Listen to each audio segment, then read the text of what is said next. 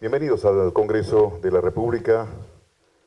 Queremos invitar, por favor, doctora Leni Palma Encalada, jefa de la Oficina de Participación, Proyección y Enlace con el Ciudadano. Igualmente, el doctor Javier Yaquemoya, vicepresidente del Consejo Nacional Penitenciario.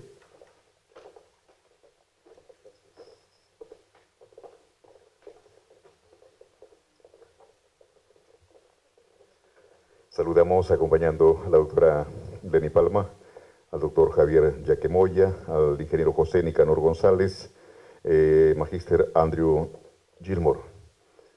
A la espera del señor Carlos Fernando Gozarlandeo, que es asesor del despacho de la señora congresista Alejandra Aramayo Gaona.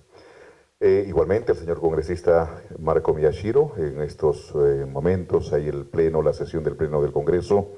En un instante lo debemos tener por acá. Reiteramos, señoras, señores, damas y caballeros, bienvenidos al Congreso, esta conferencia de todos los martes democráticos que aquí en esta sala del Congreso de la República se desarrolla con la gestión de la Oficina de Participación, Proyección y Enlace con el Ciudadano. En esta oportunidad, en esta conferencia Política Integral Penitenciaria del Estado, Cárceles Productivas y Resocialización del Interno. Para la apertura y la bienvenida invitamos doctora Leni Palma Encalada, por favor.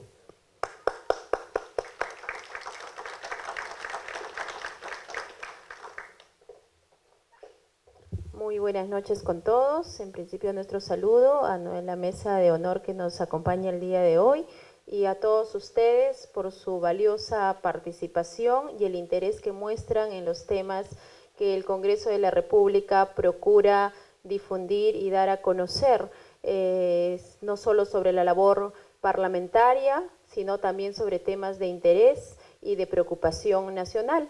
El día de hoy vamos a abordar un tema importante, que es la política integral penitenciaria del Estado, cárceles productivas y resocialización del interno. El tema carcelario, penitenciario ha estado un poco en el tema de la coyuntura a raíz de del escarcelamiento de cabecillas senderistas, a raíz de entradas y salidas de algunos personajes políticos. Y bueno, la pregunta es, ¿qué se hace en nuestro país con el tema penitenciario? ¿Es posible la resocialización? ¿Cómo resocializarlo?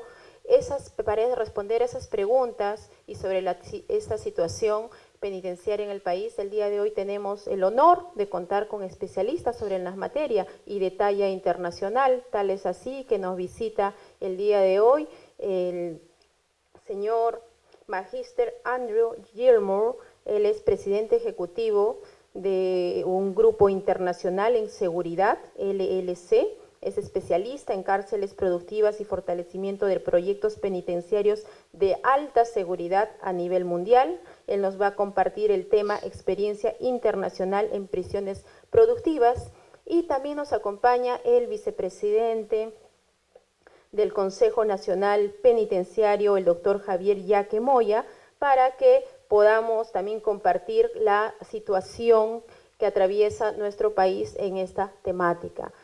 Quiero dar la bienvenida también a nuestros participantes que nos acompañan desde el interior del país, en la Universidad Privada de Ica, en la Universidad Autónoma de Ica, la Universidad Nacional de Moquegua, la Universidad Nacional de Juliaca de Puno, la Universidad Nacional del Altiplano de Puno, la Universidad de San Cristóbal de Huamanga de Ayacucho, la Universidad Nacional Jorge Basadre Gouman de Tacna, la Universidad Nacional José María Arguedas de Andahuaylas, la Municipalidad Provincial de Sechura en la región Ica, Gobierno Regional de Arequipa y la Universidad Santiago de Antunes de Mayolo, región Ancash. Como ustedes saben, este programa es uno de los programas de la Oficina de Participación Ciudadana que tiene por objetivo interactuar directamente con la población. Una democracia sin participación ciudadana no es democracia y por eso es nuestro interés de compartir con ustedes de manera directa y en lo posible con el interior del país, bueno, utilizando la tecnología, a través del video streaming. Estamos, y les anunciamos también, tratando de coordinar eventos descentralizados de Martes Democrático para poder trasladarnos de manera presencial a las instituciones con las que tenemos nosotros convenio interinstitucional. Un aspecto importante de estas jornadas de Martes Democrático es la ronda de preguntas o intervenciones que ustedes, porque finalmente la población es el destinatario de las acciones y las decisiones de la gestión pública, y es importante saber cuáles son las inquietudes que tienen, cuáles son los aportes que pueden dar para así mejorar o incorporar el trabajo legislativo, el trabajo del Estado en general, porque al final de cuentas lo que se hace a nivel de nuestras autoridades redunda en nosotros, en los ciudadanos, quienes queremos cada vez mejores servicios. Bueno, sin más preámbulo, les doy la bienvenida nuevamente, esperando que, como siempre, que estos temas sean de utilidad y para ampliar siempre nuestros conocimientos y ver la mejor forma cómo ayudamos a nuestro país. Muchas gracias y damos la bienvenida nuevamente a nuestros invitados de honor que están el día de hoy. También, nos va a acompañar el asesor de la congresista, esto es un punto importante, la congresista Alejandra Aramayo, porque sí hay un proyecto de ley en el Congreso actual que trata sobre la promoción e implementación de cárceles productivas. Entonces nosotros tratamos también de dar a conocer cuál es el trabajo legislativo que se está haciendo, y lo que vamos a recoger ahora va a servir para los aportes que puedan servir para este proyecto de ley, y por eso está viniendo su asesor. Cabe precisar que estaba programado que venga la propia congresista, pero como ustedes saben, se ha convocado a un pleno. En estos momentos están sesionando los congresistas con un pleno temático relacionado al tema de mujer, ¿no? Hemos visto que hay una creciente ola de violencia contra la mujer y nuestros legisladores están tratando de fortalecer la legislación para evitar estos actos. Entonces, en cualquier momento es posible que se acerquen algunos de los congresistas que estaban programados para el día de hoy, pero sin perjuicio de ello, nosotros avanzamos con la temática programada. Muchas gracias.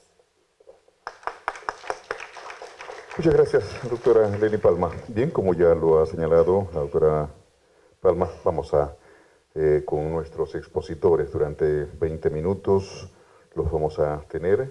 El primer tema es cárceles productivas.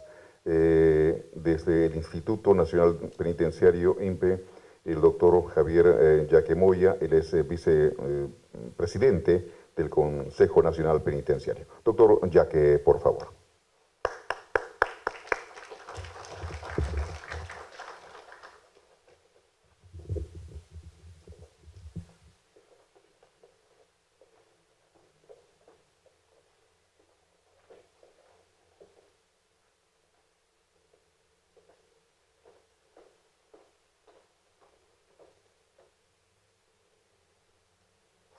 Buenas noches.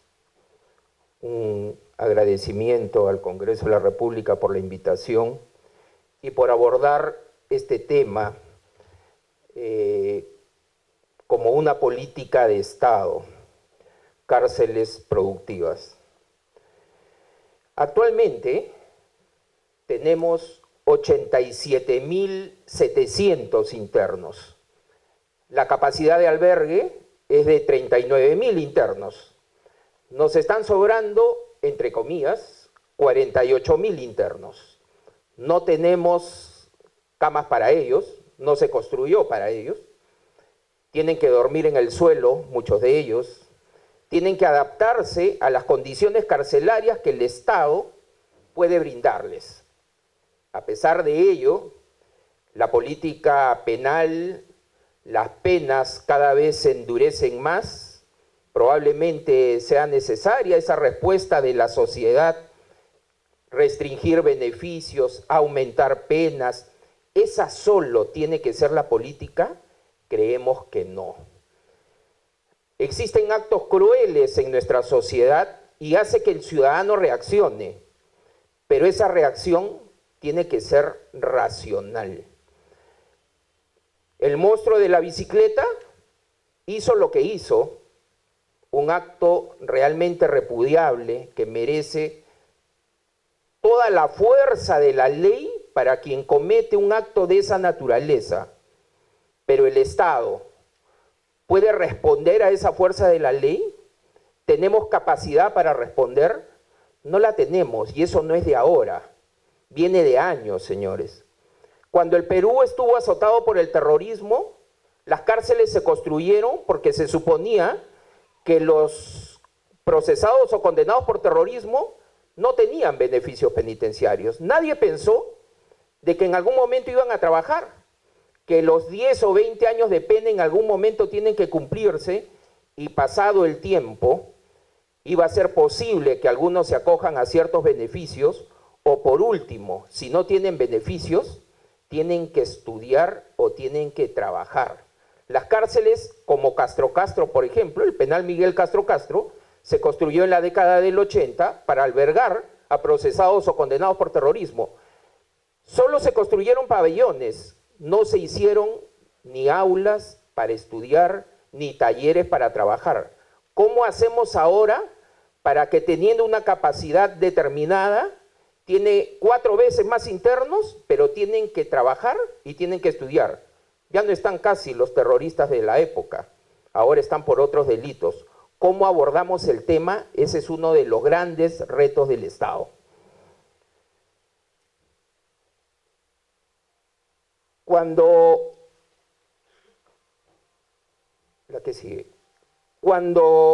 preguntamos qué idea tienen de las cárceles, estoy seguro que si yo digo penal de Lurigancho, los que no hayan ido se imaginan un pabellón tomado, colchones quemados, la gente gritando en los techos. Felizmente eso ya no existe hace más de 10 años. Lurigancho tiene una capacidad para 3.500 internos, tenemos en este momento casi 10.000. Pero no es el más hacinado de todos los penales, ¿ah?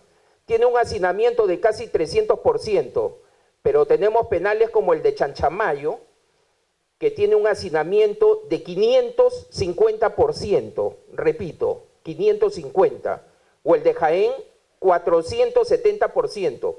Un taxista me decía que por qué no era posible controlar de una manera adecuada las cárceles, y yo le ponía este ejemplo muy sencillo y breve. Si usted tiene 2 hijos y ocupan un dormitorio, imagínese que ese dormitorio no es ocupado por 2, sino por 10 o por 8, y que los otros 6 u 8 no son sus hijos y no fueron criados a su imagen y semejanza, y todos tienen que convivir juntos. Ese es el reto de las cárceles en la actualidad. Pero esa idea errada de las cárceles ya terminó, señores. Así como el Perú ha cambiado, la sociedad ha cambiado, el interno también. Ahora, en las cárceles, el ciudadano que llega a las cárceles es un interno con todas las características del peruano emprendedor. Y así haya cometido un delito cruel, cuando traspasa los barrotes, nosotros lo evaluamos, determinamos según su perfil psicológico y criminógeno a dónde, a qué tipo de cárcel debe ir y cuál es el tratamiento que se le va a aplicar. Y el tratamiento involucra educación y trabajo. Ese es el reto del futuro. Si recibimos un ciudadano y 5 años, 10 años o 20 años después lo devolvemos igual, la cárcel no tiene sentido. Tenemos que devolver un ciudadano diferente. Ese es el reto como Estado, a pesar del hacinamiento. La siguiente. Ahí vemos la anterior. El nivel de crecimiento de cárceles de la población penitenciaria, no sé si se note, pero ven una línea amarilla, esa línea, ahí aparece la población penitenciaria el 2009-2010, 44.000 internos. Actualmente, como les acabo de indicar, casi 88.000, es decir, en menos de 10 años, señores, casi el doble. Pero el mito de que en las cárceles llegan aquellos que siempre han estado en un penal y vuelven, eso es absolutamente falso. Repito, las cárceles no están ocupadas por reincidentes ni reiterantes. Eso no es verdad. Las estadísticas, no del INPE, sino del Instituto Nacional de Estadística, así lo demuestran. De cada 100, señores, de cada 100, 74 son primarios. 74 por primera vez pisan una cárcel. Por lo tanto, tenemos 26 que tienen ingresos a partir de segunda oportunidad que ingresan a cárceles. Segundo ingreso, tercer ingreso y de ahí van subiendo. Por lo tanto, el reto es qué hacemos con ese 74%. El INPE apuesta por ese 74%, que viene a ser casi 75.000 u 80.000 internos. Ahí aparecen los datos, solo una vez 74%, 2 veces 16%, 3 a más veces solo el 10%. Ese 10% es el problema carcelario. Si el Perú tuviera la posibilidad de responder adecuadamente a ese 10% que causa los problemas en cárceles, a ese 10% que son los extorsionadores, a ese 10% que ingresan celulares a través de la familia, a través de actos de corrupción con nuestro personal, si pudiéramos responder con cárceles de máxima seguridad para ese 10%, el tema en cárceles sería muy manejable. Es como el colegio. Si en el colegio los que han sido profesores o los que son profesores tienen de 30 alumnos, ¿cuántos son los malcriados? ¿Los 30? No. Si dominamos a 5, el salón está totalmente bajo control. Exactamente igual ocurre en las cárceles. La siguiente, por favor. Ahí observamos la población penal por tiempo de sentencia. Penas de menos de 5 años, el 12%. Repito, el 12%. ¿Cuánto es? Más o menos 9.000 internos, apenas menores de 5 años, señores. Penas de 5 años, en concepto del INPE, no tienen ningún sentido. Sentenciar y mandar a la cárcel a las personas por penas menores a 5 o 4 años son penas absolutamente irrazonables. Tenemos 2.000 condenados por omisión a la asistencia familiar, 2.000 internos por omisión a la asistencia familiar. ¿Saben cuánto nos cuesta la manutención de cada interno? 30 soles diarios. Una unidad de albergue, si multiplicamos esos 30 soles diarios mensual, nos cuesta 900 soles solo mantener al interno. Pero la unidad de albergue, señores, nos cuesta 100.000 soles cada una. ¿Qué significa una unidad de albergue? Una celda con sus espacios de talleres, de aulas para estudio, su tópico, sus unidades de administración. Si sumamos todo ese costo, cuesta 100.000 soles, ¿ya? Pero si no consideráramos el gasto de las unidades de albergue y solo la manutención de los internos, que son 900 soles, al INPE le saldría más barato pagar las pensiones de alimentos, porque el promedio de pensiones de alimentos de nuestro país oscila entre 400 y 500 soles, no más. Nos sale más caro tenerlo en el penal. Nos saldría mucho más barato que asumamos la pensión de los 2.000 alimentistas y botamos a su casa a los 2.000 condenados. El Estado ahorraría varios millones de soles.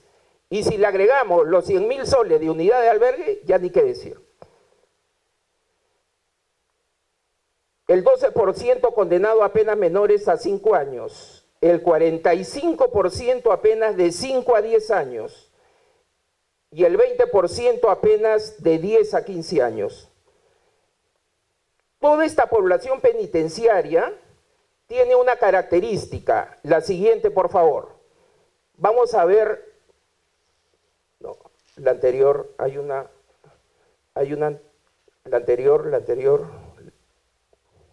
anterior, no, ok.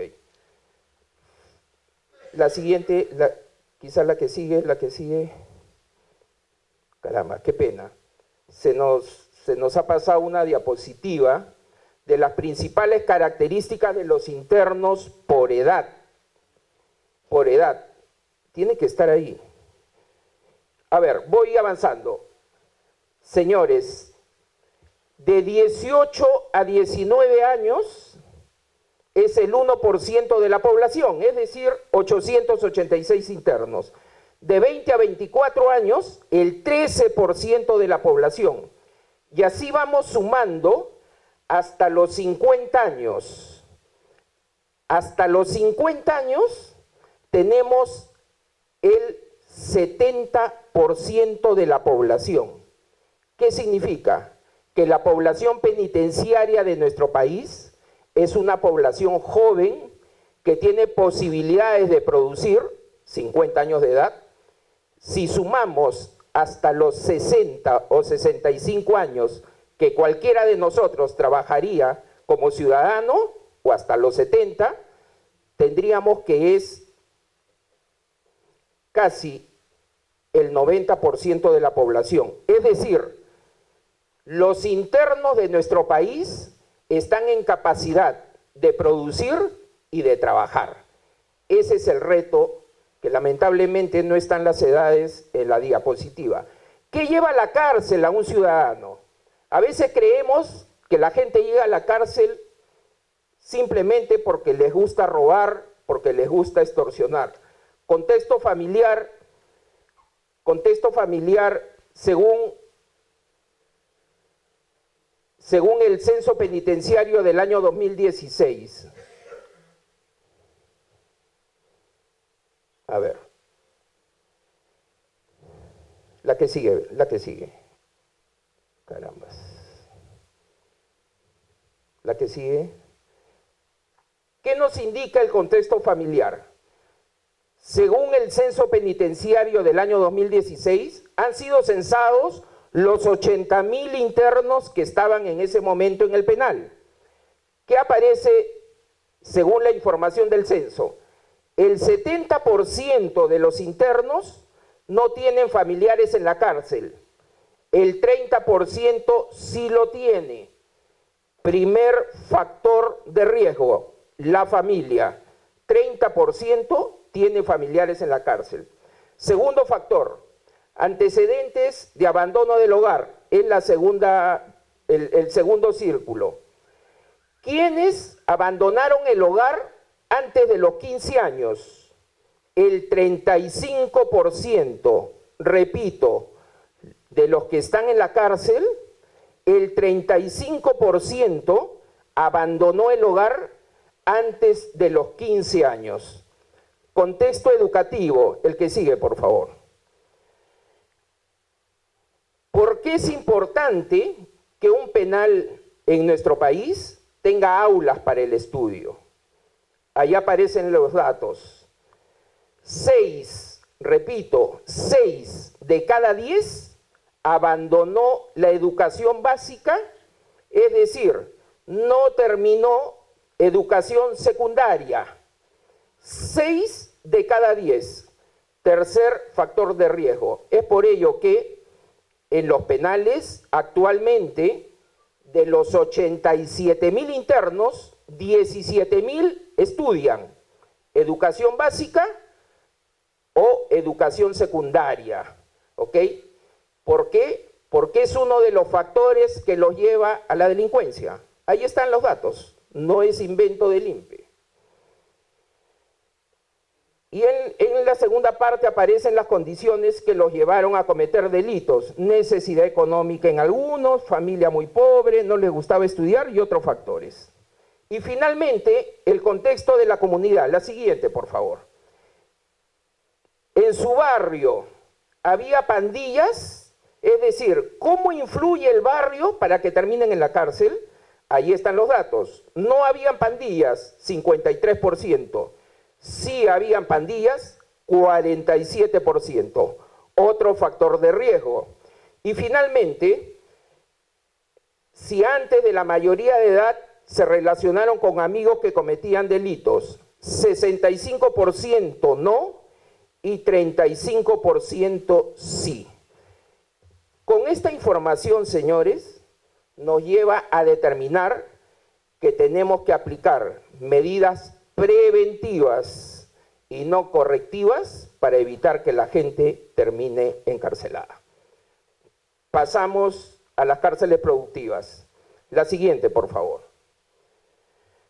Cuando estamos en un penal, vemos lo que conocemos como un iceberg. El iceberg solo se ve una partecita.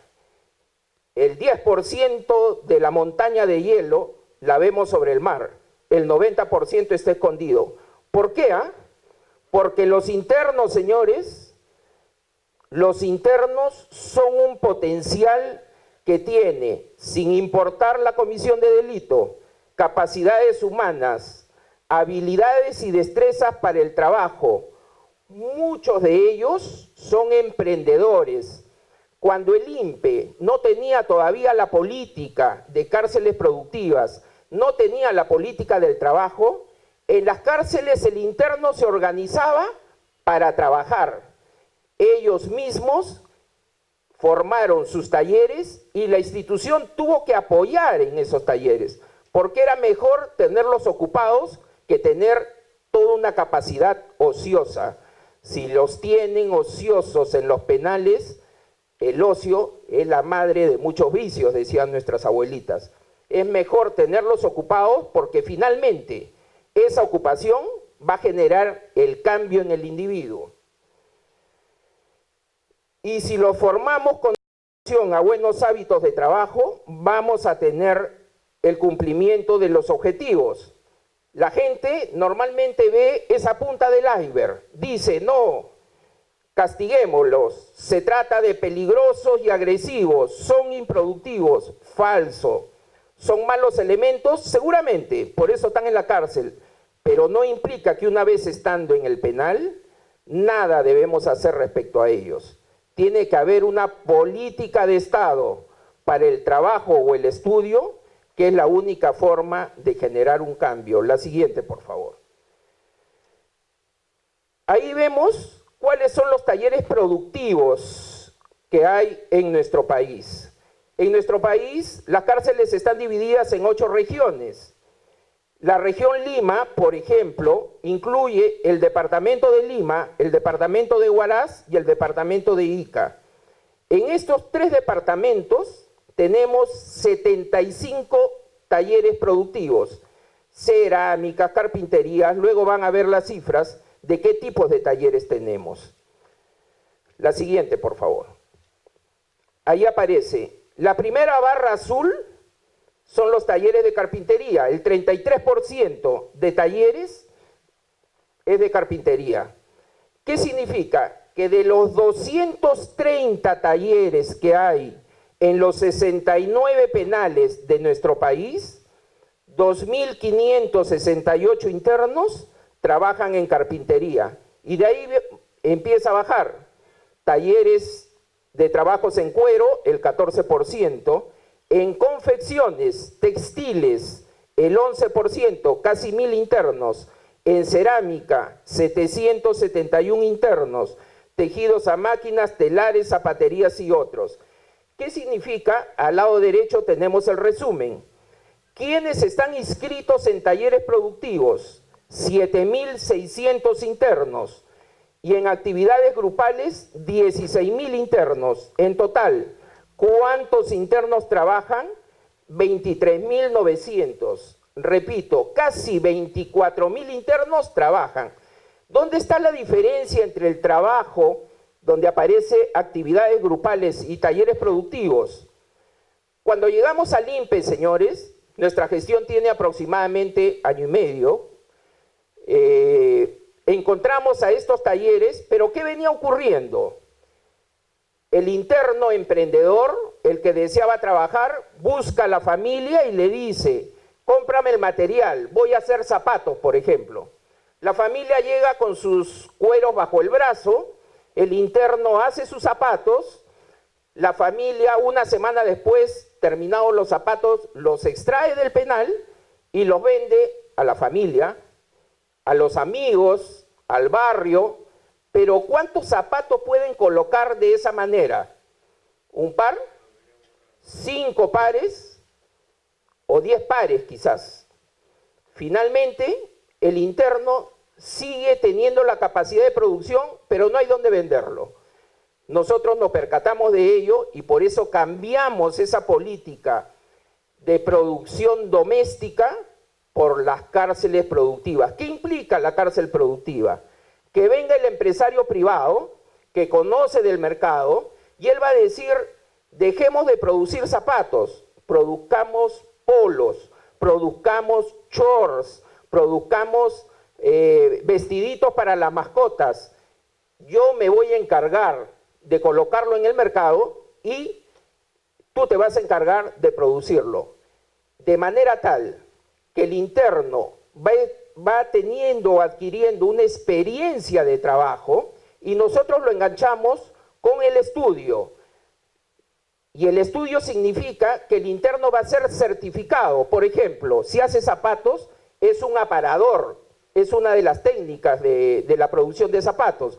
Va a salir con un certificado de aparador, con una constancia de trabajo, y cuando salga en libertad tendrá su certificado de estudios, su constancia de trabajo y podrá tocar la puerta de un fabricante de zapatos para que le dé trabajo y nunca más vuelva a las cárceles. Para terminar, solo quería mostrarles la siguiente, que involucra a diversas entidades del Estado. Ministerio de Trabajo, la SUNAT, la RENIEC, los internos no contaban con RUC, el INPI ahora ha tenido que llevar a la SUNAT a los penales para que les expidan su RUC a los internos, de manera tal que puedan depositarles en unas cuentas bancarias que también se les está abriendo de manera progresiva y está regulada para evitar el mal uso de las mismas, de manera tal que quien trabaja pueda obtener un ingreso y pueda luego mantener a su familia desde la cárcel. Los trámites son muy sencillos. La diapositiva que sigue, simplemente la que sigue, por favor. Esa. Copia literal de la partida emitida por registros públicos, la vigencia del poder y la marca registrada de la empresa en Indecopi. Son 3 condiciones que exigimos para que un privado ingrese a las cárceles. Finalmente, vamos a terminar con una frase que pronunció Roberto Santana, que es el responsable de las cárceles en República Dominicana. ¿Qué decía don Roberto Santana, tremendo maestro, responsable del sistema penitenciario desde hace más de 30 años? Ningún interno se resiste al buen trato. Esa debe ser uno de los lemas de la política penitenciaria de nuestro país. No nos interesa qué tan cruel fue el interno, porque sin perjuicio de la evaluación que se le hace al ingresar, si merece ir a una cárcel de máxima seguridad, para eso está Chayapalca, para eso está Cochamarca, a las alturas, lejos, y luego que demuestre con su conducta que puede insertarse, que puede estudiar o trabajar, pues aplicaremos todos estos programas que nos llevarán a tener un interno diferente en el futuro. Muchas gracias. Sí, muchas gracias, doctor Javier Yaque Moya. Vamos a continuar seguidamente. El tema es estructura de financiamiento para las APP. El ingeniero José Nicanor González, ex ministro de la Producción y ex director de Desarrollo de la Universidad del Pacífico. Señor Nicanor González, por favor.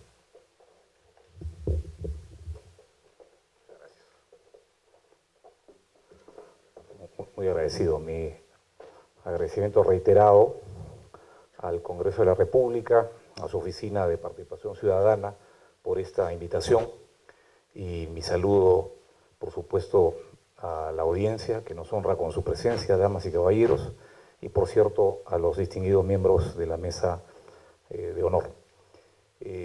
Me toca desarrollar el tema de financiamiento, porque bien lo dijo el doctor Yaque, tenemos aquí un problema reconocido por todos por su gravedad. No es cosa de juego tener una sobrepoblación que casi llega a los 50.000 internos.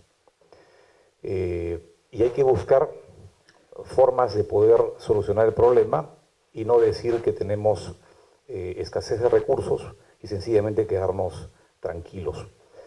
Esa es quizá la labor de los que estamos en el ámbito académico hoy, que tuvimos en algún momento responsabilidad en el sector público, de mirar cómo el sector privado puede contribuir a la solución de problemas de interés público, como es el caso de la sobrepoblación y el hacinamiento en las cárceles. Voy a ir pasando algunas láminas a manera de ayuda a memoria y voy a ir haciendo algunos comentarios en relación al tema.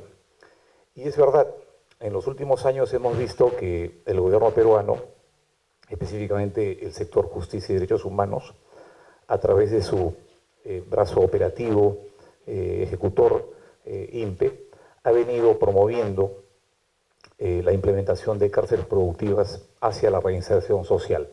Existe toda una legislación al respecto que busca intensificar lo que es este elemento clave para la reinserción social del interno. Pero también los números que ha mostrado el doctor Yaque indican que este esfuerzo tiene todavía la necesidad de extenderse y crecer.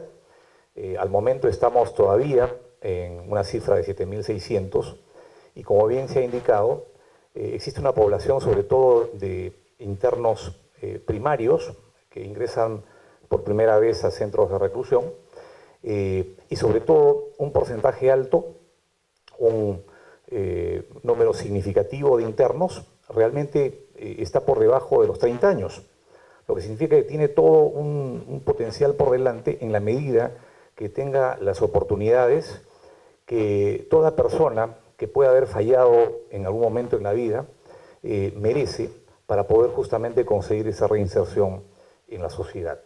Entonces, en esa línea existe la predisposición y existe el marco legal, pero tenemos que traducir esto en formas operativamente viables para poder lograr su ejecución.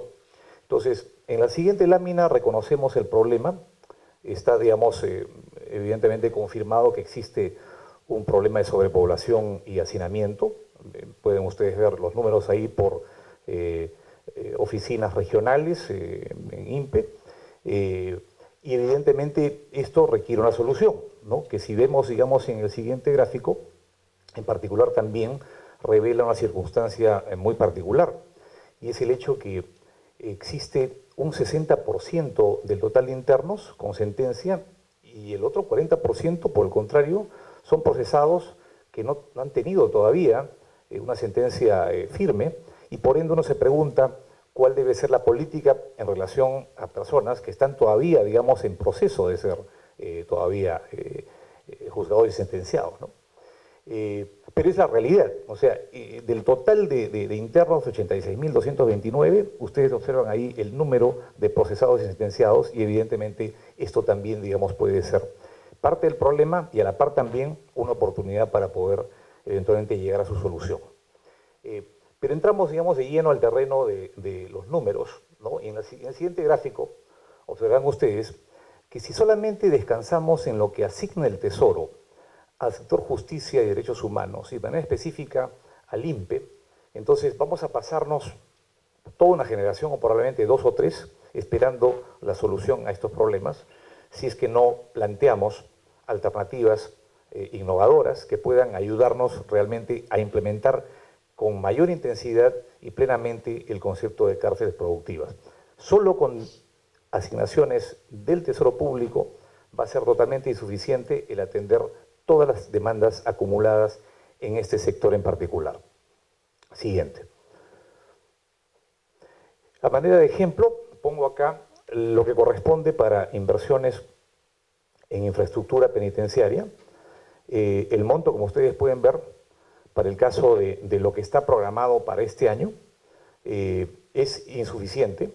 Es sencillamente un porcentaje muy pequeño en relación a todo lo que se requeriría, por ejemplo, para poder implementar las prioridades en las oficinas regionales en donde se requiere realmente una solución inmediata para los problemas de sobrepoblación y hacinamiento. O sea, no basta el poder, digamos, tocar la puerta al MEF o recibir una asignación del Tesoro Público si no entendemos que esto es insuficiente y si no se acompaña con otras alternativas de financiamiento, entonces vamos a estar realmente socavando la posibilidad de implementar plenamente un programa con tanto potencial como el que se ha mencionado. Entonces, veamos hacia dónde podemos atacar el problema. ¿Podría ser, digamos, un tema, por ejemplo, usando el mecanismo de obras por impuestos? Bueno, algunos lo pensaron así.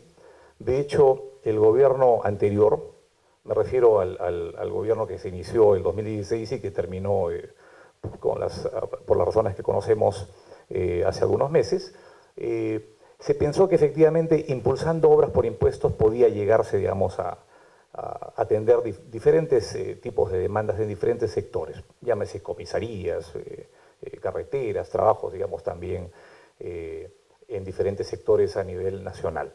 Pero si miran ustedes, si el 2017 puede considerarse el año pico de obras por impuestos, observen ustedes a qué monto llegó. 1.000 millones de soles. El presupuesto insuficiente de todo el sector justicia no llega a 2.000 millones de soles. Y esto es para todos los sectores en el país, lo que significa que obras por impuestos puede tener una buena intención, pero ha probado que no es suficiente para atender todas las demandas que se requieren. No es tan sencillo decirle al empresario, oye, tienes que pagar impuestos como 100, descuenta 50 para que hagas obra aquí o allá. Al final no existe quizás una capacidad de poder planear y definir con claridad cuáles son las obras prioritarias y sobre todo se genera también un esquema de diferencias en cuanto, por ejemplo, a lo que puede pensar una autoridad regional o local con respecto a qué cosa es prioritario en su localidad versus lo que significa, digamos, prioritario para alguien en el gobierno central. Entonces ahí todavía hay buena intención, pero se queda corto en relación a la efectividad de este mecanismo de obras por impuestos.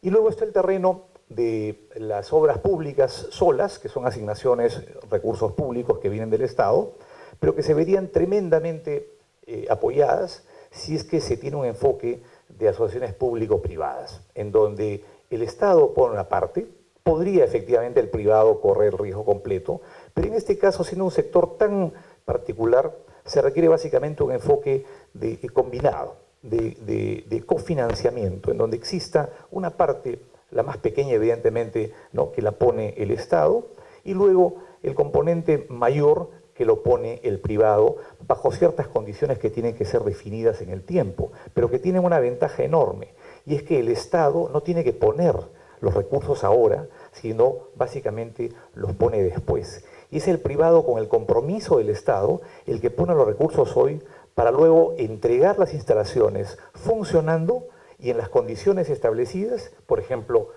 el enfoque productivo, de tal forma que inclusive pueda generar recursos para poder repagar la inversión efectuada.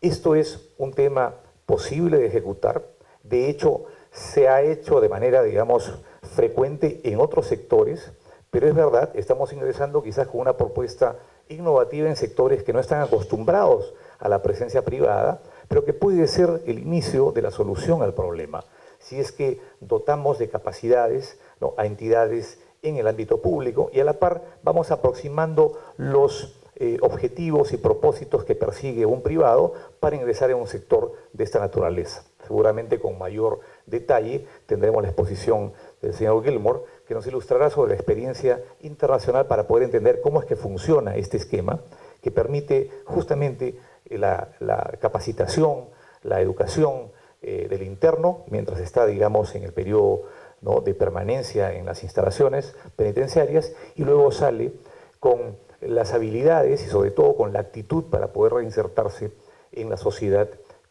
en la forma, digamos, que espera realmente de un centro de rehabilitación.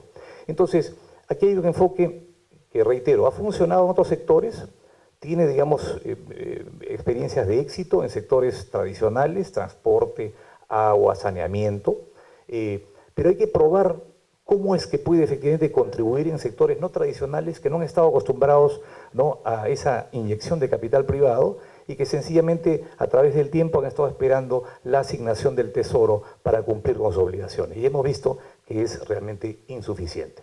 Siguiente. Entonces nos preguntamos para el caso peruano, ¿es posible pensar en un esquema combinado de esta naturaleza de asociaciones público-privadas? Bueno, si miramos las cifras y números y gráficos emanados del propio Ministerio de Economía y Finanzas, vemos que hay espacio para cofinanciar asociaciones público-privadas, es decir, APPs, en sectores prioritarios como justicia y derechos humanos, y partiendo del hecho que el nivel de deuda pública es, para el caso peruano, menor al 30% del Producto Bruto Interno. Y si ustedes observan, si miran la lámina de la derecha, la curva en rojo es justamente la deuda para el caso peruano, ¿ya? Está por debajo del 30%. Y las curvas de arriba, la verde, la azul y la amarilla, son curvas de otros países, incluido la Alianza del Pacífico, es decir, Colombia, Chile, México, que están por encima del 30%. Esos países también, México, Chile, tienen grado de inversión. Si existe una preocupación por el lado del MEF que podamos comprometer el grado de inversión, esa calificación, digamos, importante que busca siempre una economía en los mercados internacionales, bueno, ahí tenemos, digamos, una confirmación que estamos por debajo de lo que es el porcentaje, digamos, con respecto al Producto Bruto Interno, y por ende decimos que hay un espacio fiscal. No estoy diciendo que nos extendamos y de frente tengamos 40, 50%, no, pero se puede hacer gradualmente. Y miren ustedes, ¿cuánto es el PBI peruano? Son más de 200.000 millones de dólares. ¿Se dan cuenta? ¿No? Y 3% son 6.000 millones de dólares. Con 6.000 millones de dólares se puede hacer bastante, no solamente en el sector justicia y derechos humanos. Entonces podríamos, en forma ordenada, si es que se convence a las autoridades en el MEF y el nuevo gobierno que es posible implementar un esquema combinado de esta naturaleza, podríamos literalmente empezar a cambiar las cosas de manera significativa. Siguiente. Y luego nos preguntamos, evidentemente, si esta circunstancia observada en el momento actual es posible proyectarla a futuro. Y tomamos los mismos números del Ministerio de Economía y Finanzas. Miren ustedes, en el marco macroeconómico multianual 2018-2021, el propio MEF hace sus proyecciones con respecto al periodo 2021-2050. Y ahí fija justamente unas condiciones interesantes en donde dice, esto es lo que yo proyecto gastar, ¿no?, y esto es lo que podría tener como espacio fiscal. Lo que significa que si utilizamos inteligentemente ese denominado espacio fiscal, esos montos, esa plata que podría estar disponible en base a las proyecciones del MEF, la podríamos orientar a cofinanciar proyectos de esta naturaleza, de esta importancia, con este efecto combinado de alianzas público-privadas. Es decir, si vale como 100, viene el Estado y dice, yo cofinancio 15 o 20. Viene el privado, ¿no?, y pone justamente el remanente y empezamos a trabajar en forma conjunta haciendo uso pleno de este mecanismo de acciones público-privadas. Creemos que esto debe ser evidentemente revisado en detalle. Son experiencias que realmente generan cambios sustanciales en sectores que requieren fundamentalmente inversión hoy para ver los resultados mañana, sobre todo en sectores que tienen que ver con personas, ¿no?, con seres humanos. Y bien lo dijo el doctor Yaque, hay que darles una oportunidad. No son realmente personas, digamos, a las que uno las ingresa en centros penitenciarios y se olvida y que digamos, ya hagan lo que puedan adentro. Hay que pensar que somos también parte de un Estado responsable que busca que cuando salgan esas personas realmente sean seres humanos productivos, reconvertidos y contribuyentes formales de una sociedad que los acoge. Entonces, algunos comentarios finales respecto de este planteamiento. Sigue en la última lámina. El problema de sobrepoblación y hacinamiento carcelario puede y debe ser atendido de inmediato a través del mecanismo de APPs que permita que el sector privado contribuya a la solución del problema. La modalidad de iniciativas privadas cofinanciadas puede implementarse considerando lo que ya indicamos, el espacio fiscal proyectado por el MEF a partir del 2021 en adelante. ¿Qué significa eso? Puede venir un inversionista privado hoy, si se dan las condiciones, puede recibir efectivamente el compromiso del Estado peruano, vía MEF, ¿no? Que evidentemente hay disponibilidad a partir del 2021 en adelante, y por ende el privado, con ese compromiso de un Estado soberano, inicia sus actividades e inclusive completa el proyecto e inicia sus operaciones, y recién cuando está completado y operando esas instalaciones, empieza a recibir los flujos, ¿no?, de retorno a lo invertido. Y eso se puede estirar 20, 25, 30 años, ¿no?, de tal forma que pueda, digamos, hacerse realmente viable financieramente hablando. Y finalmente, el uso del mecanismo de APPs atraerá inversionistas y operadores de primer nivel para la solución de problemas de interés público, como el de la sobrepoblación y hacinamiento carcelario. Y eso es verdad. Si hay realmente una receptividad con respecto al potencial en el Perú, realmente existe, ¿no?, ese interés por parte de inversionistas en el exterior. Lo que están esperando es sencillamente que las cosas se cristalicen con dispositivos claros y sobre todo con una voluntad política que permite implementar estos mecanismos que tienen probadas consecuencias favorables para entornos tan importantes como el del sector justicia y derechos humanos. Muchas gracias. Y muchas gracias. Seguidamente vamos a recibir al magíster Andrew Gilmore. Él es presidente ejecutivo de G2 Security, especialista en cárceles productivas y fortalecimiento de proyectos penitenciarios de alta seguridad a nivel mundial. El tema es experiencia internacional en prisiones productivas.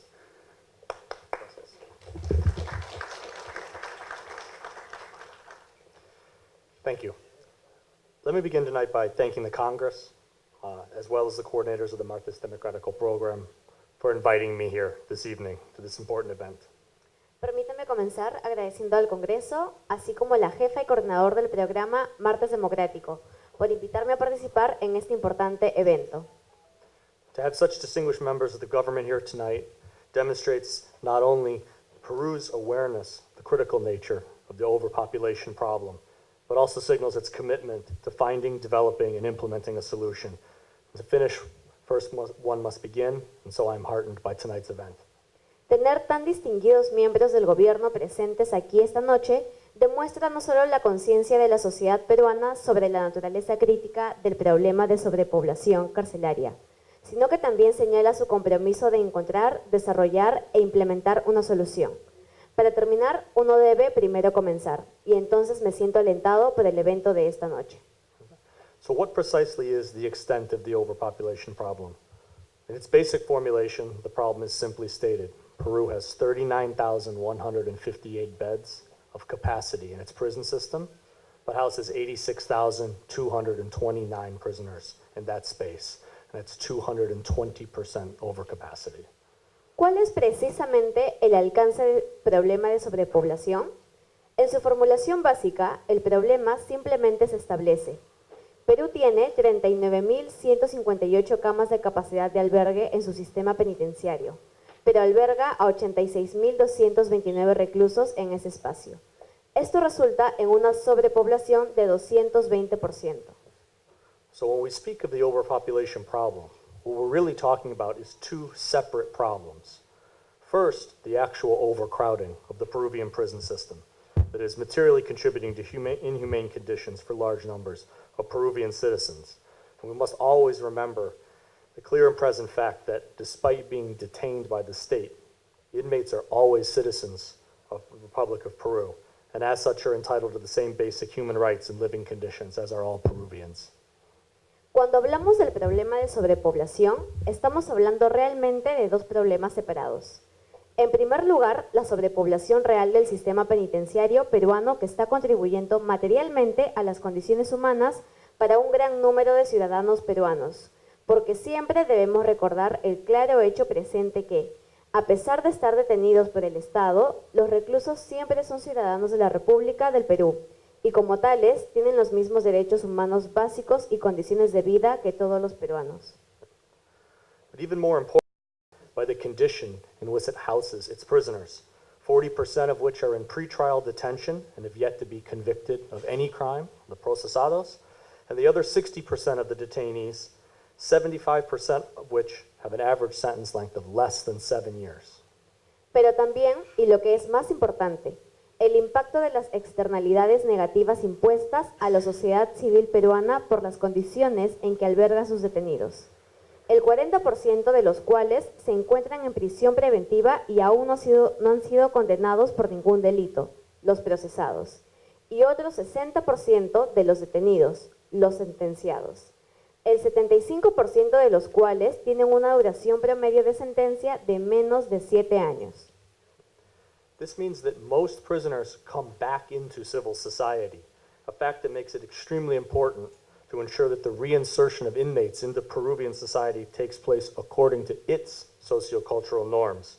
If the returning inmates engage in behaviors that are ultimately destructive to society, such as returning to a life of crime, or even worse, committing new and more destructive criminal behaviors that they learned inside the prison, then everybody loses, the prisoner, his or her family, and ultimately civil society.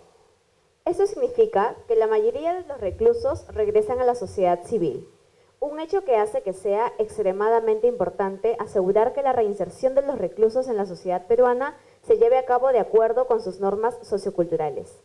Si los presos que regresan se involucran en conductas que en última instancia son destructivas para la sociedad, como regresar a una vida delictiva o incluso cometer nuevos y más destructivos comportamientos delictivos que se aprendieron dentro de la prisión, todo el mundo pierde, el recluso, su familia y en última instancia la sociedad civil. Next slide, please. Next. Perfect. This is what we mean when we talk about negative externalities, the ultimate cost to society of the overpopulation problem. And these negative externalities are the second and ultimately more profound problem facing Peru. They are what the Peruvian citizenry are really talking about when 46.7% of you consider seguridad to be the #1 problem facing Peru today. Esto es lo que queremos decir cuando hablamos de externalidades negativas. El costo final para la sociedad del problema de sobrepoblación. Y estas externalidades negativas son el segundo problema, y en última instancia más profundo.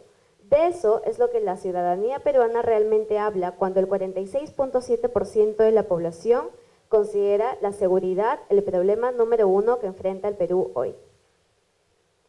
Well, it's easy to focus on the cost to house a prisoner per year, the cost to build new prisons, the cost to manage the prison bureaucracy.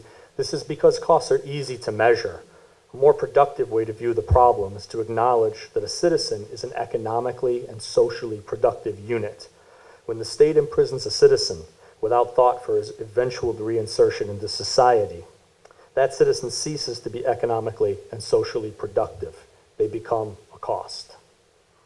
Si bien es fácil concentrarse en los costos de alojar a un preso por año, los costos para construir nuevas prisiones, los costos para administrar la burocracia carcelaria, porque los costos son fáciles de medir. Una forma más productiva de ver el problema es reconocer que un ciudadano es una unidad económica y socialmente productiva. Cuando el Estado encarcela a un ciudadano sin pensar en su eventual reinserción en la sociedad, ese ciudadano deja de ser económica y socialmente productivo. Se convierte en un costo. Next slide, please. Thanks to some excellent academic work carried out over the past 20 years, we can now express the true cost to society of ignoring the fact that prisoners ultimately are reinserted back into civil society. In other words, the true cost of crime. The figures are sobering, ranging from $28,000 per robbery up to over $2 million per murder. These figures shown on the slide are adjusted for inflation through 2017 and have been purchasing power parity adjusted to accurately reflect the true cost to Peru of these crimes. Gracias a un excelente trabajo académico llevado a cabo durante los últimos 20 años, ahora podemos expresar los verdaderos costos para la sociedad de ignorar el hecho que los prisioneros finalmente se reinsertan en la sociedad civil, es decir, los verdaderos costos del crimen. Las cifras son aleccionadoras, desde $28,000 por robo hasta $2 millones por asesinato. Estas cifras se ajustan por inflación hasta 2017 y la paridad de poder adquisitivo se ajusta para reflejar con precisión los costos reales para Perú. While it's unfortunately not possible to completely eliminate criminal activity, the sheer scale of the economic resources squandered by inefficient public policy decisions in the criminal justice space mean that small gains now can reap enormous rewards in the future. Si bien, desafortunadamente, no es posible eliminar la actividad delictiva, la magnitud de los recursos económicos desperdiciados por decisiones ineficientes de políticas públicas en el área de justicia penal significa que las pequeñas ganancias ahora obtienen enormes recompensas en el futuro. For example, if through firstly the provision of sufficient beds of capacity in combination with operational reforms designed to ensure that internationally accepted standards for the living conditions of prisoners, such as the United Nations Standard Minimum Rules for the Treatment of Prisoners, are met. And two, the implementation of field-tested and peer-reviewed recidivism reduction programs in select Peruvian prison facilities, then Peru can achieve such benefits as a 15% reduction in recidivism amongst inmates who complete substance abuse treatment programs while incarcerated, a 30% reduction in recidivism amongst inmates who are provided with academic instruction through the level of secondary education, a 36% reduction in recidivism amongst inmates who participate in accredited vocational training and job placement programs, and a 51% reduction in recidivism among inmates who participate in accredited post-secondary education programs. Next slide, please. Por ejemplo, si primero, la provisión de suficientes camas de capacidad en combinación con reformas operativas diseñadas para asegurar que se cumplan los estándares internacionalmente aceptados para las condiciones de vida de los reclusos, como las reglas mínimas del primer Congreso de las Naciones Unidas, y segundo, la implementación de pruebas de campo y revisión por pares programas de reducción de la reincidencia en instalaciones penitenciarias peruanas seleccionadas.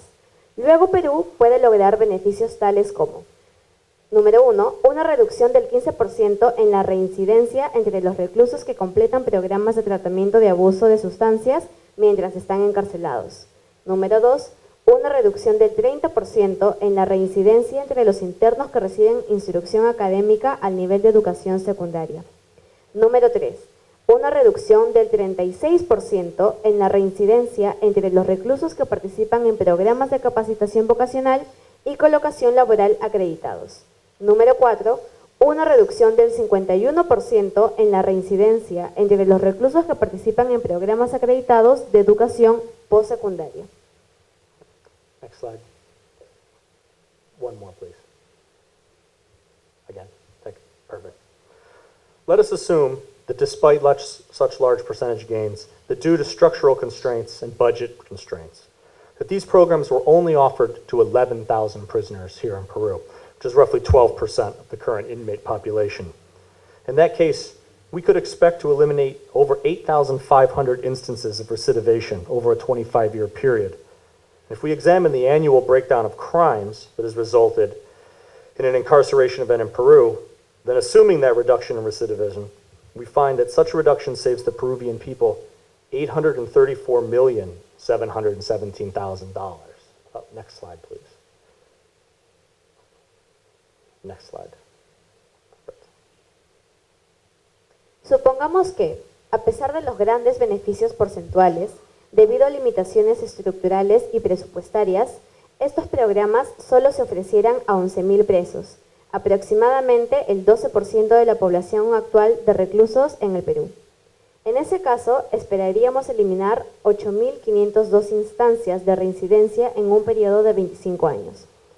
Si examinamos el desglose anual de crímenes que resultaron en un evento de encarcelamiento en Perú, suponiendo la reducción en la reincidencia, dado un tamaño de muestra lo suficientemente grande, se aproxima a ese colapso.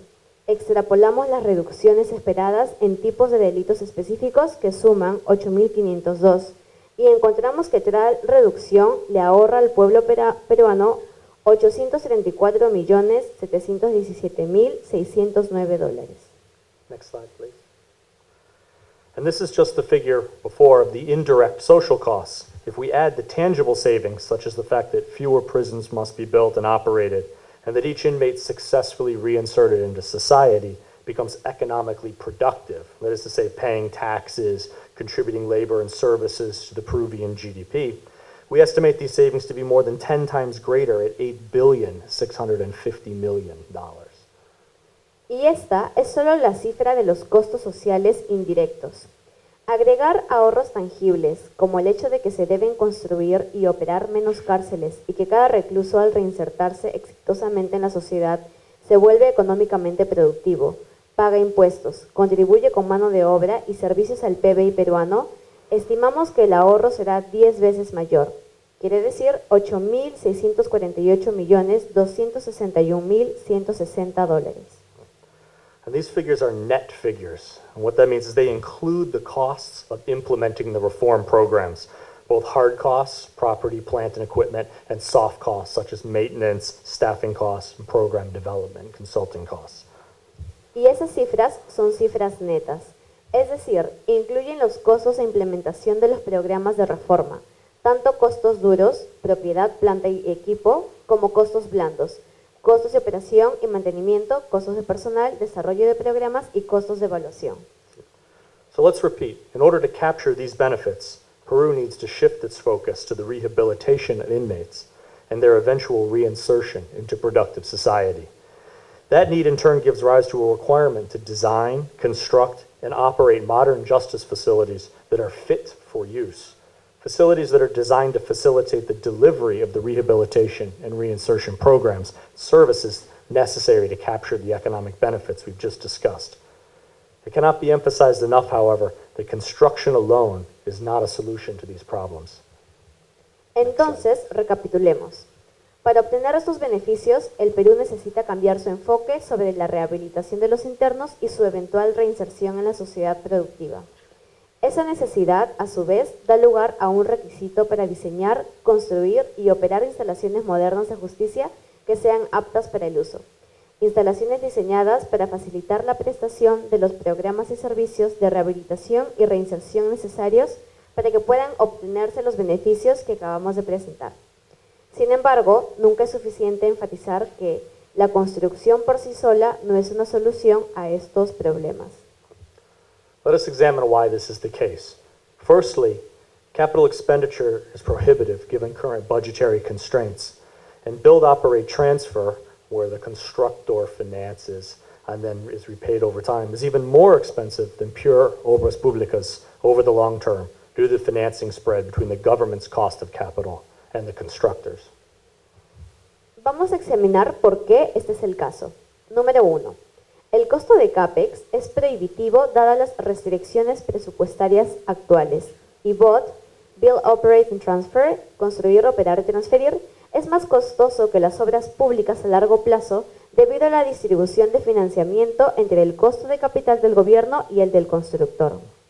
Secondly, Peru lacks sufficient construction resources to undertake such a building program. Its size alone would materially impact other vital public infrastructure projects through competition for skilled trade resources. Número 2. Perú carece de suficientes recursos de construcción para emprender el programa. Su tamaño tendría un impacto material en otros proyectos vitales de infraestructura pública a través de la competencia por recursos comerciales calificados. Third, the government lacks the technical resources to specify and manage the delivery of such a construction project. Número 3. El gobierno carece de los recursos técnicos para especificar y gestionar técnicamente la ejecución de dicho proyecto. And four, merely seeking to house the growing prison population does nothing to ameliorate the secondary issue posed by the negative externalities borne by the Peruvian citizens due to the focus on retributive justice or punishment in lieu of rehabilitative justice. Número 4. El simple hecho de tratar de albergar a la creciente población carcelaria no contribuye en nada a mejorar la cuestión secundaria planteada por las externalidades negativas generadas en la ciudadanía peruana por el enfoque en la justicia retributiva en lugar de la justicia rehabilitadora. In the end, a construction program only focuses on the future, on that portion of the growth curve in the prison population that is out in the future. But what about the prisoners already in the system? The bulk of these inmates will be released back into society in the future. For 74% of the inmates housed in Peruvian prisons have less than 7 years remaining in their detention period. And yet, next to no attention is paid to the impact of their having survived in the Peruvian prison environment and what the lasting impact of the moral, physical, and intellectual compromises required to survive in that environment will be, both on the inmate and on Peruvian society as a whole. Al final, un programa de construcción solo se enfoca en el futuro, en esa parte de la curva de crecimiento. Pero, ¿qué pasa con los reclusos ya capturados por el sistema? El grueso de estos reclusos volverá a ser liberado en la sociedad en el futuro, ya que el 80% de los reclusos alojados en cárceles peruanas tienen menos de 7 años en su periodo de detención.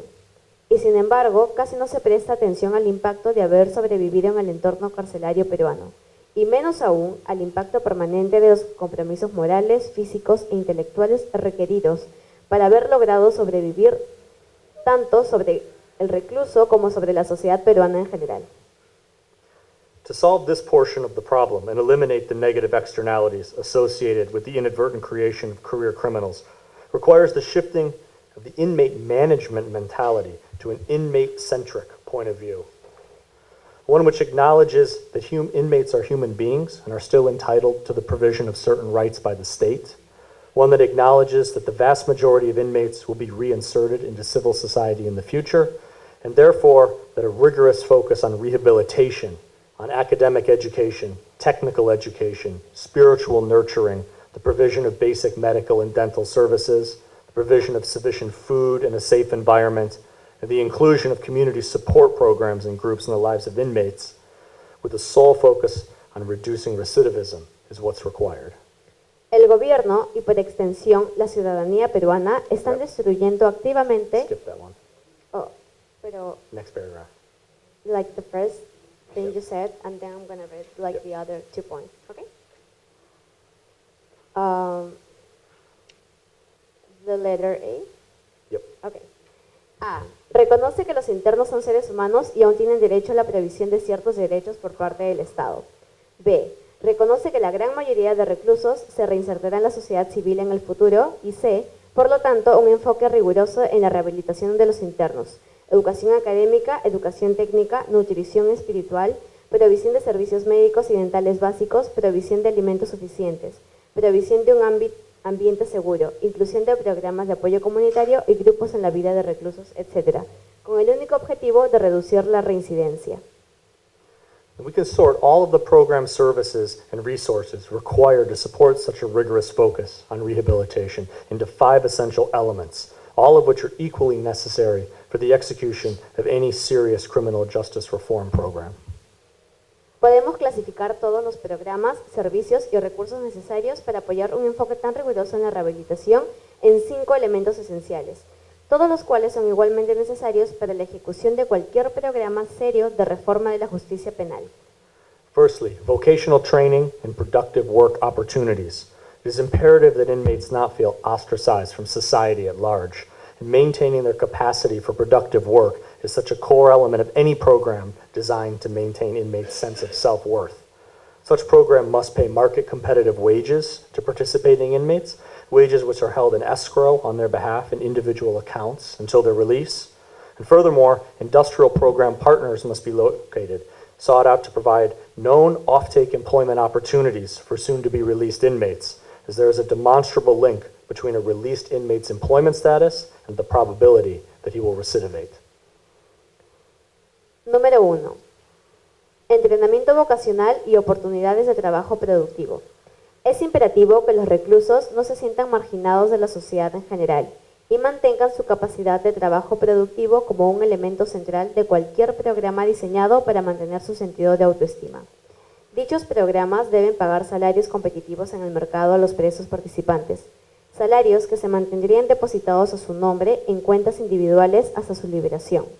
Además, los socios del programa industrial deben buscarse para proporcionar oportunidades de empleo fuera de servicio conocidas para los reclusos que se liberarán pronto, ya que existe un vínculo demostrable entre el estado de empleo del recluso liberado y la probabilidad de que reincida.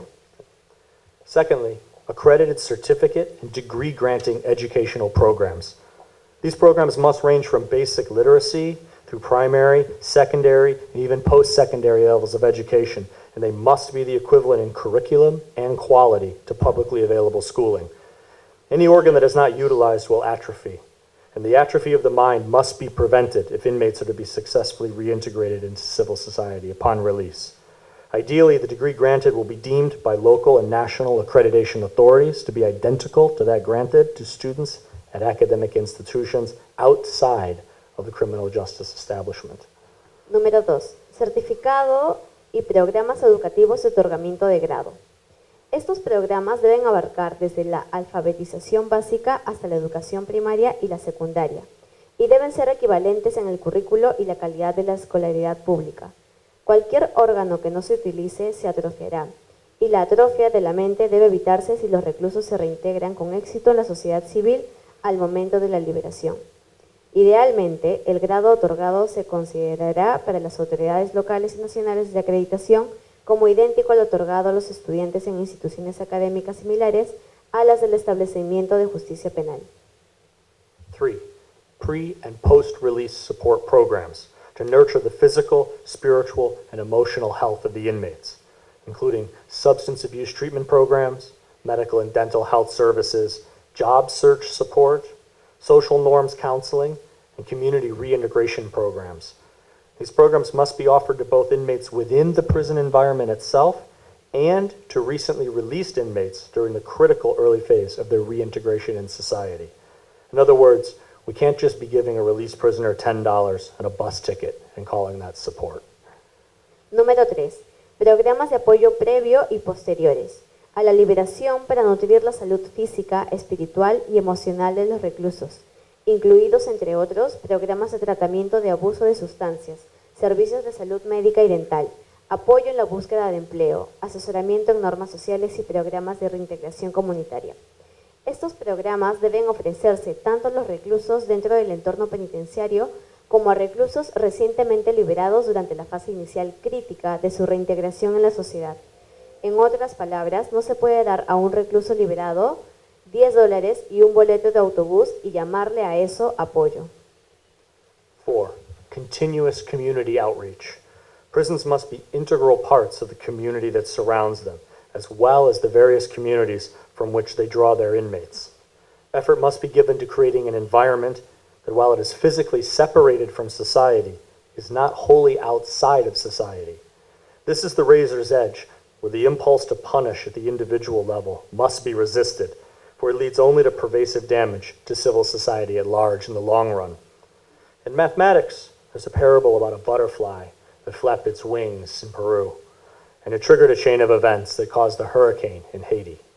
That same exponential growth of unintended consequences can be readily seen in systems of criminal justice based purely upon notions of retributive justice. Número 4. Extensión continua hacia la comunidad. Las cárceles deben ser partes integrales de la comunidad que las rodea, así como de las diversas comunidades de las cuales atrae sus internos. Se debe hacer un esfuerzo para crear un ambiente que, aunque esté físicamente separado de la sociedad, no esté totalmente fuera del ámbito sociocultural. Este es el filo de la navaja donde se debe resistir el impulso de castigar a nivel individual, ya que solo conduce a un daño generalizado a la sociedad civil en general a largo plazo. En matemáticas hay una parábola sobre la mariposa que batió sus alas en Perú y desencadenó una cadena de eventos que causó un huracán en Haití. El mismo crecimiento exponencial de consecuencias involuntarias se puede ver fácilmente en sistemas de justicia penal basados puramente en nociones de justicia retributiva. And finally, 5, fit-for-use detention facilities. The difference between a penal colony and a rehabilitative justice center is, at the end of the day, architectural, for form follows function. If the goal of the criminal justice establishment is to dehumanize the inmates, to denigrate them, to reduce them until nothing remains of them, then build a barracks that is too small for its population. Surround it with a wall that your security forces patrol. Don't supply the inmates with basic food, medical services, or protection from violence perpetrated by other inmates. And they will adapt to their new surroundings. For the survival instinct is strong, but such survivors are not equipped to participate in 21st century civil society. Número 5. Instalaciones de detención aptas para el uso. La diferencia entre una colonia penal y un centro de rehabilitación de justicia es, al final del día, arquitectónica. La forma sigue la función. Si el objetivo del establecimiento de justicia penal es deshumanizar a los reclusos para denigrarlos, para reducirlos y reducirlos hasta que no quede nada de ellos, entonces construya un cuartel que sea demasiado pequeño para su población. Rodéelo con un muro patrullado por sus fuerzas de seguridad. No proporciona a los reclusos alimentos básicos, servicios médicos o protección contra la violencia perpetrada por otros reclusos y se adaptarán a su nuevo entorno, porque el instinto de supervivencia es fuerte, pero tales sobrevivientes no están equipados para participar en la sociedad del siglo XXI. If instead you plan with forethought for the eventual reentry of inmates into civil society, then you will construct a very different type of facility, one that is first and foremost equipped to facilitate the prevention of inmate-on-inmate violence, one that provides adequate physical space, adequate ventilation, and adequate food and water on a daily basis, one that provides workspaces, learning spaces, spiritual spaces, and community spaces. In short, a facility that respects the essential humanity of its occupants. Such a facility is truly fit for use, and its existence will pay handsome dividends, both economically and socially, to those far-sighted enough to construct it. Si en cambio planifica con previsión el eventual reingreso de los reclusos a la sociedad civil, entonces construirá un tipo de establecimiento muy diferente. Uno que está, ante todo, equipado para facilitar la prevención de la violencia entre reclusos. Uno que proporciona espacio físico adecuado, ventilación adecuada y alimentos y agua adecuados a diario. Uno que proporciona espacios de trabajo, espacios de aprendizaje, espacios espirituales y espacios comunitarios. En resumen, una instalación que respeta la humanidad esencial de sus ocupantes.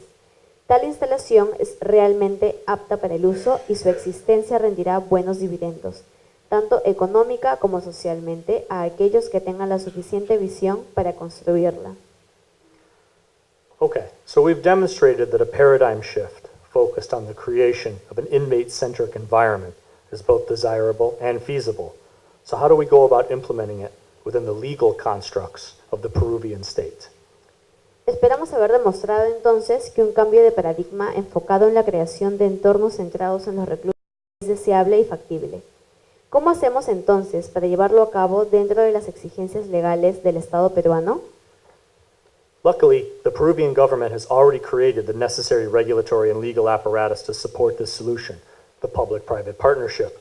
Law 1224 created the required legal framework, while subsequent legislative decrees 1229, 1224, and 1328 have explicitly empowered the justice sector to enter into public-private partnerships. Afortunadamente, el gobierno peruano ya ha creado los dispositivos regulatorios y legales necesarios para respaldar esta solución. La Alianza Pública-Privada, APP. La Ley 1224 creó el marco legal requerido, mientras que los decretos legislativos, particularmente el decreto legislativo 1229, 1224 y 1328, posteriores han facultado explícitamente al sector de la justicia para ingresar a las APP. Why public-private partnerships? Simple, because rehabilitating inmates, providing the 5 elements that we just talked about, requires both new programs and inmate management approaches, professional services, as well as the design, engineering, construction, and maintenance of new prison facilities, or public works. This is the crux of the matter. Remember, we've already established that construction alone does nothing to solve the core problem we are wrestling with. Only the efficient provision of appropriately tailored rehabilitative services within purpose-built, fit-for-use detention facilities can deliver the result we seek. However, traditional Peruvian government procurement mechanisms do not support the integration of public works with professional services in a single contract. Furthermore, public works contracts must be fully funded by the government in the year they're tendered, which is a substantial impediment when large-scale and long-term undertakings are being considered. APP solves these issues neatly, and as such has been the prevailing method of large project structuring in Peru for the past 15 years. ¿Por qué APP? Simple, porque los recursos rehabilitados que proporcionan los 5 elementos antes indicados requieren tanto a nuevos programas y enfoques de gestión de reclusos, es decir, servicios profesionales, como el diseño, ingeniería, construcción y mantenimiento de nuevas instalaciones penitenciarias, es decir, trabajos. Este es el kit de la cuestión.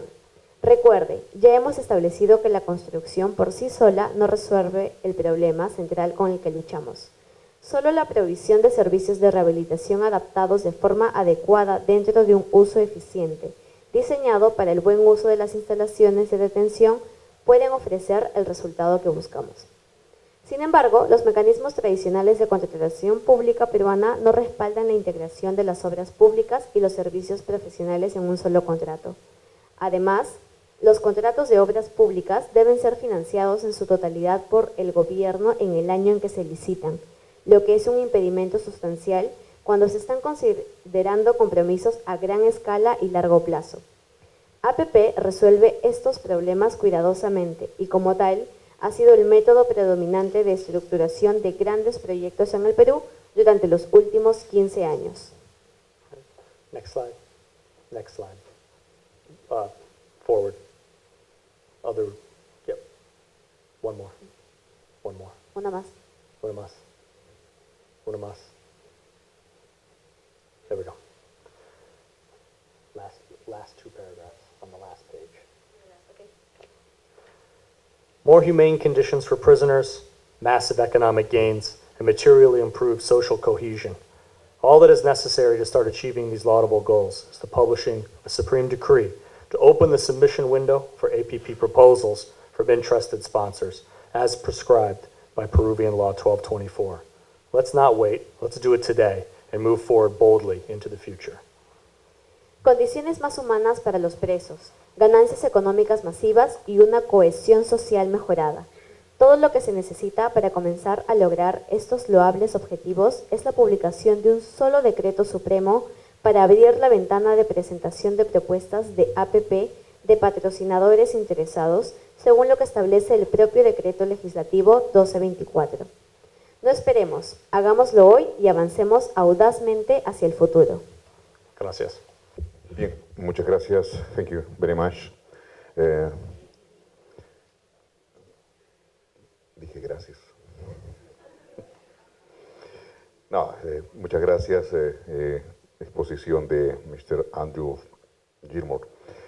Vamos a cerrar estas exposiciones con el asesor del despacho de la congresista Alejandra Aramayo, el señor Carlos Fernando Gozar Landeo, sobre el proyecto de ley número 2199 del año pasado, 2017, sobre lo que es la ley que incrementa la subvención económica de los internos y modifica el inciso C del artículo 27 del decreto legislativo número 1343 para la promoción e implementación de cárceles productivas. Señor Gozar Landeo, por favor. Buenas noches con el auditorio, con la señorita Leni Palma, con los miembros de la mesa de honor y con los aquí presentes. Creo que el turno que me corresponde para exponer es el propicio. Y ante todo, el saludo de la señora congresista Alejandra Aramayo Gaona, que por razones de su función congresal no está presente, pero en representación de ella vengo a exponer este proyecto de ley que ella impulsó, ¿no? Y que ahorita está en trámite en la Comisión de Justicia. Digo el momento propicio porque indudablemente las personas que me antecedieron han hecho un enfoque preciso de la realidad penitenciaria en el Perú. El señor Javier Yaque hizo una exposición real de la situación del INPE, este INPE que ya está quitando ese estigma que siempre tuvo. El doctor que también expuso el tema de las APP, un tema interesante, y aquí el Andrew Gilmore, que también expuso sobre lo que es la experiencia de los Estados Unidos, y nosotros pues nos vamos a enfocar en lo que es el proyecto de ley que se presentó en noviembre del año pasado. Este proyecto de ley es producto de la continua labor de la congresista Alejandra Aramayo, que constantemente dentro de su labor congresal y dentro de la semana de representación de manera proactiva visitó varios penales de Arequipa, en especial el penal de Socabaya. Se entrevistó con los internos y recabó la inquietud de estos, y más aún in situ verificó ciertas falencias, pero no las falencias tradicionales, ¿no?, de hacinamiento, de muchos factores que ya conocemos, sino también el esbozo desde el punto de vista productivo, y que efectivamente eso despertó en ella esa inquietud y que después fue plasmada en este proyecto de ley que estamos señalando, ¿no? El problema penitenciario es amplio, y para los que son aquí abogados, quizás en la universidad nos han enseñado pues diferentes cursos que tienen que ver con esta temática: derecho penitenciario, criminología, criminalística y el famoso derecho de ejecución penal. El tema penitenciario es complejo. Tradicionalmente hemos visto que el Código Penal señala que las funciones de la pena es preventiva, protectora y resocializadora. Claro, el afán punitivo del Estado es sancionar a quien comete un delito, y si éste amerita una pena privativa de la libertad, irremediablemente tiene que irse a un penal. Pero indudablemente, estando en el penal, como dijo el doctor Yaque, el interno no puede estar pues con una actitud pasiva, no puede estar en una actitud complaciente, como se dice, no puede estar ocioso, sino tiene que estar trabajando, tiene que estar estudiando. Indudablemente que esas fases inicialmente han ido superándose, y ahora estamos en otra, que es la etapa productiva. La etapa productiva, que quiere decir que ese interno no solamente va a trabajar o estudiar para lo que es redimir los beneficios penitenciarios o obtener ese acortamiento de la pena, siempre y cuando se prevea esa situación en el Código Penal, sino también es que genere ingresos. Esta inquietud que enarboló y trajo consigo la propuesta legislativa se basó en muchos estudios y también en informes referenciales importantes, como por ejemplo aquel de la Defensoría del Pueblo. La Defensoría del Pueblo atacó el tema penitenciario desde dos puntos de vista. Estamos hablando del informe defensorial 154-2011, ¿no? El sistema penitenciario, componente clave de la seguridad y política criminal, ¿no? Señala dos aspectos este informe defensorial. Primero, la situación en que se encuentran los internos en un penal, ¿no?, que están purgando una condena, y de otro lado, el aspecto familiar, el entorno familiar. Entonces, la Defensoría dice, si bien es cierto, la persona está cumpliendo una pena, pero sin embargo también pues esta persona puede producir, y esto puede tener un efecto secundario. ¿En qué sentido? La Defensoría basa en que, estando el interno en el penal, indudablemente que las esposas, las convivientes, las concubinas, asumen una función proactiva. Ellas se convierten en el jefe del hogar. Entonces, al existir ese desfase, muchas veces donde el interno que cometió el delito era el soporte del hogar, entonces al estar encerrado en el penal, indudablemente la situación económica se complicaba. Entonces aquí viene, ¿por qué no generar que ese interno tenga una actitud productiva? Y en este sentido, teniendo como marco referencial la ley que ya existía, el decreto legislativo 1343, indudablemente se propuso modificar el artículo 27, inciso C, en lo referente a la subvención económica que reciben aquellos internos que celebran un contrato de capacitación, ¿no? Y la norma inicial hablaba pues de una suma no menor al 50% de una remuneración mínima vital. Y nosotros, viendo esa situación, viendo esta gravedad hasta cierto punto del aspecto económico, no solamente de la familia, del entorno, sino también como una forma de que el interno pueda rehabilitarse productivamente, es que se propuso legislativamente incrementar de la mitad del sueldo mínimo vital a un monto no menor del 80%.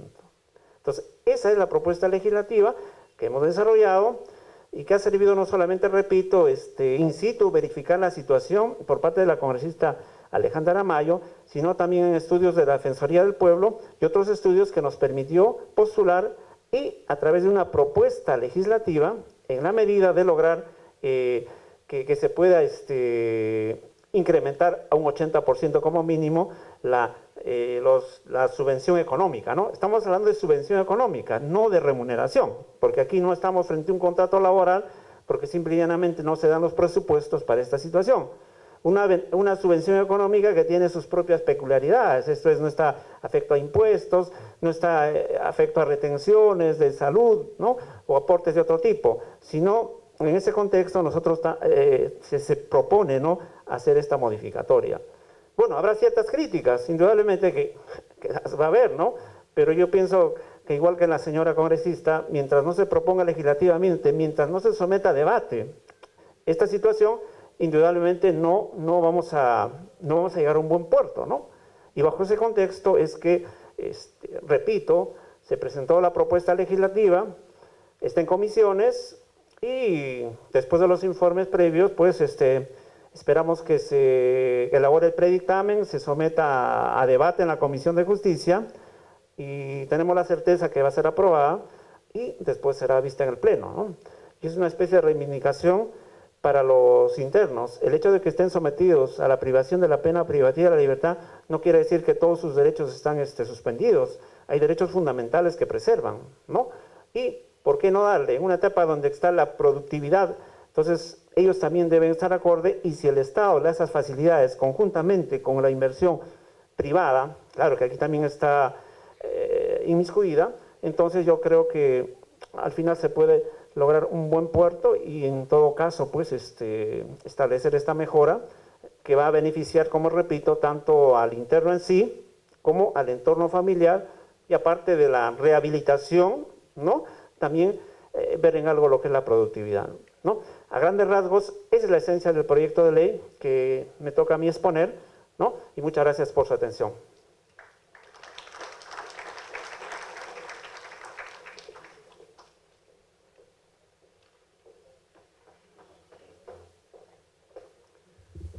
Bien, muchas gracias. Un fuerte aplauso para los señores expositores. Gracias.